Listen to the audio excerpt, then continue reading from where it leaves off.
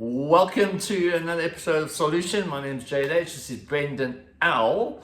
And we are chatting today about the spiritual principle associated with step 3, which is Made a decision to turn my will of my life over to the care of God as I understand Him who or it. yeah, that is the step. What is the principle? Oh, the principle is faith. Faith. Faith. How are you with faith, dude? I have faith? Like, sometimes my story around faith is great and other times it's not so great. So I've had like a really challenging year and I think I've lost hope and faith. Which we're not going to discuss right now. But there's a cool story about hope and faith that goes about that guy who was the tightrope walker, the famous tightrope walker who could walk across, he walked across the Niagara Falls. Oh, yeah. There was a movie about him, I don't know what his name, a Frenchman, I think. Yeah. Yeah, he was a famous tightrope walker. And anyway, eventually he got so good at walking across this tightrope, he could walk across with a wheelbarrow. Mm-hmm. And one day he walked across with a wheelbarrow. It's no safety things or anything.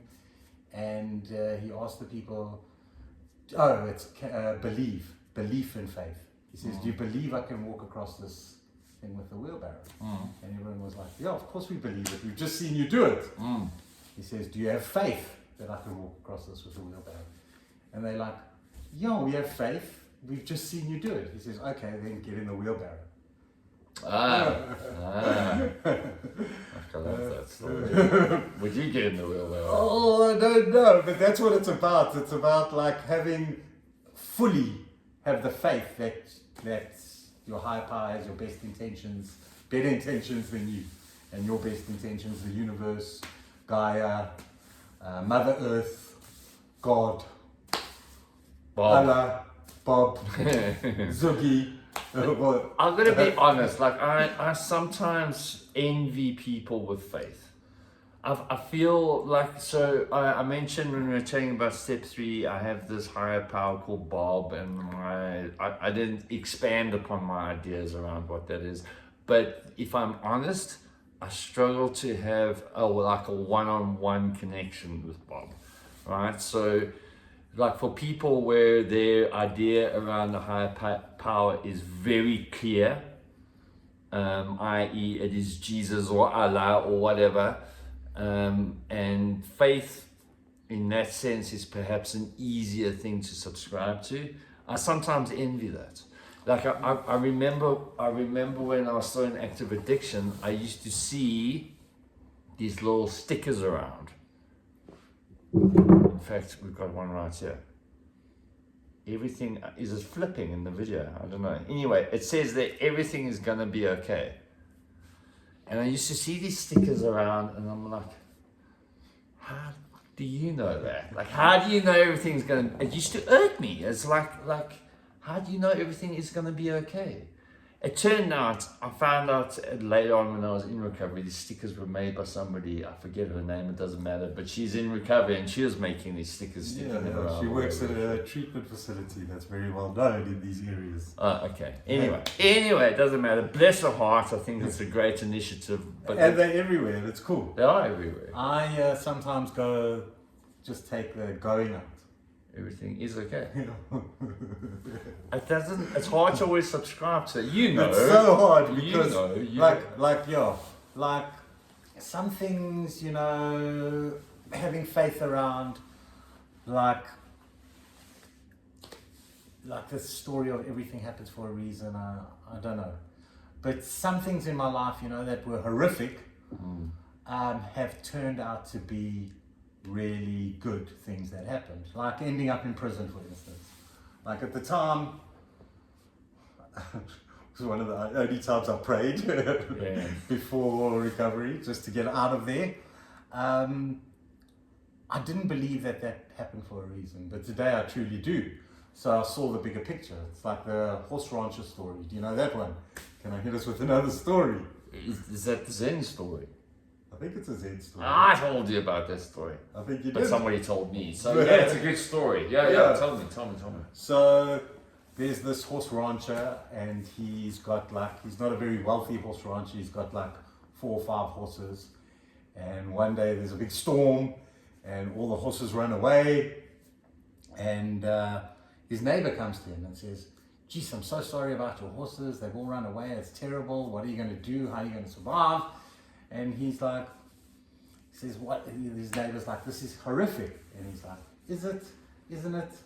I don't know. We'll see. Anyway, a couple of days later, the horses come back, but they come back with a whole lot of wild horses that had followed them. And they're all in his like little paddock, kraal, I don't know what you call it.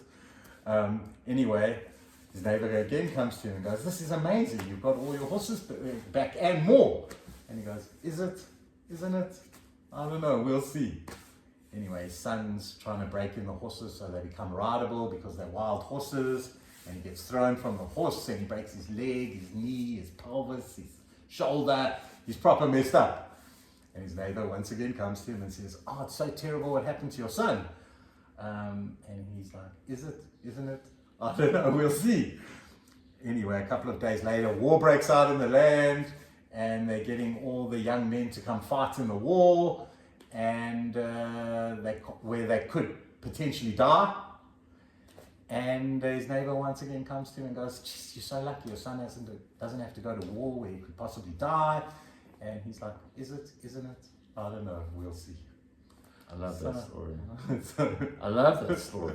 So, like, we don't really know the bigger picture of why things happen. Some horrific things have happened to me recently, and I may have lost a bit of faith. Like, some things, I don't think there's a reason for them happening. Some things, it's like, life's just difficult and hard. And maybe there is a reason, and I'll only know that once I've left this world, this realm. But right now, I struggle to understand it, and it's been difficult, you know? Like, death of, like, a very young person, like, so my nephew died. He was only 12 years old, and I kind of like have lost a lot of my faith, whereas in the past my faith was quite strong. And then I work in the treatment facility, and I hear these stories of people, like the most horrendous stories of, like, you know, like I'm going to mention one of like a young girl who was raped by her father, and everything happens for a reason. I can't grasp it in that sense, you know. And then I myself am a victim of sexual abuse as a child, and everything happens for a reason. Some people would say, yeah, so you could help other people go through that. But like, who helped me? You know? Everything happens for a reason. Look, I think sometimes that reason is contrived. I think we come up with a reason. Yeah. We make up a reason why it happened to help. Yeah. There was another story similar, like, well, not similar, but this young lady, her 12-year-old son was walking at the shops, and he tripped, and he fell, and he hit his head crossing the road, and he died. Oh. And she said the only way she could manage to come to terms with it was that, like, a higher power or the universe needed him in another place to fight a different battle. It's tough too. Faith is difficult faith is easy when everything's going right. Yeah. You know, it's easy to have faith when everything's going perfect. Yeah. Like, I look at my life a year ago, let's say. Yeah. And my life was pretty perfect, you know, like I had everything. Today, it's far from perfect. I've lost a lot this year. And do I have that same amount of faith? No. Do I have no faith? No. So I think a smidgen of faith and a smidgen of hope can go a long way. Look, man, I really appreciate your honesty, and I think if there is anybody out there who legitimately manages to. There's a story in the Bible about Job. I don't know, so I'm not familiar. Anyway, it doesn't matter. You know, like he was supposedly tested to the nth degree, and his faith was never wavering. If there is legitimately anybody out there who, in the depths of despair or heartbreak or whatever challenge brings about those kinds of feelings, is able to still maintain a deep sense of faith, I don't know how they do it. I think it's quite natural for faith to find us in places where we feel very challenged and don't know where faith fits into all of it. Yeah, it kind of sometimes swings like a pendulum. Yeah, but I think the key point is you said, and going back to that Zen story, like sometimes I think it's a practice. It's a practice not at working at not attaching a label to any particular outcome. Sure, there are some things that are going to make us feel joyous, and there are other things that are going to make us feel deeply depressed. And I think that's the human condition.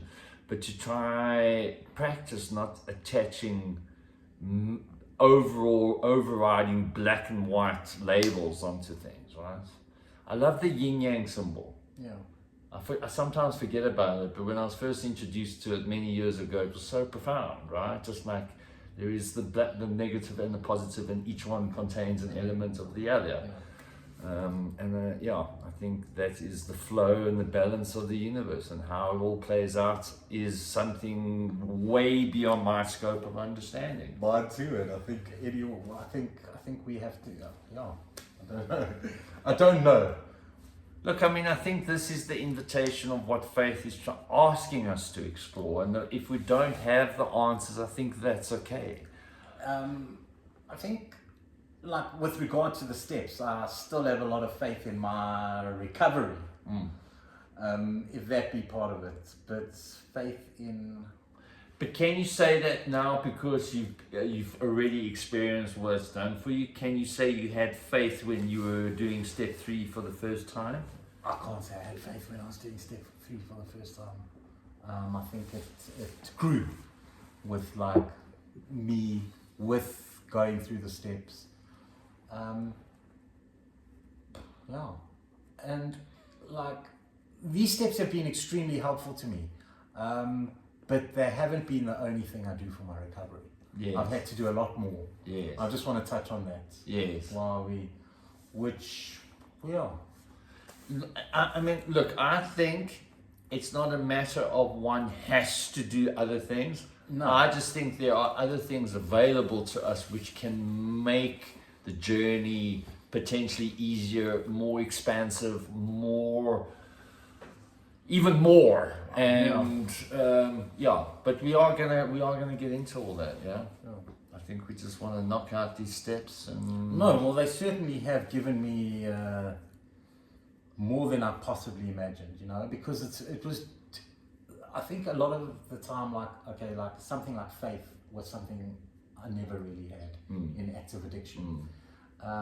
Something like, which we're going to get to next video, but like doing an inventory of like resentments, fears, was something I would never, ever have thought of doing. Yeah. And yet they've all been so helpful to me.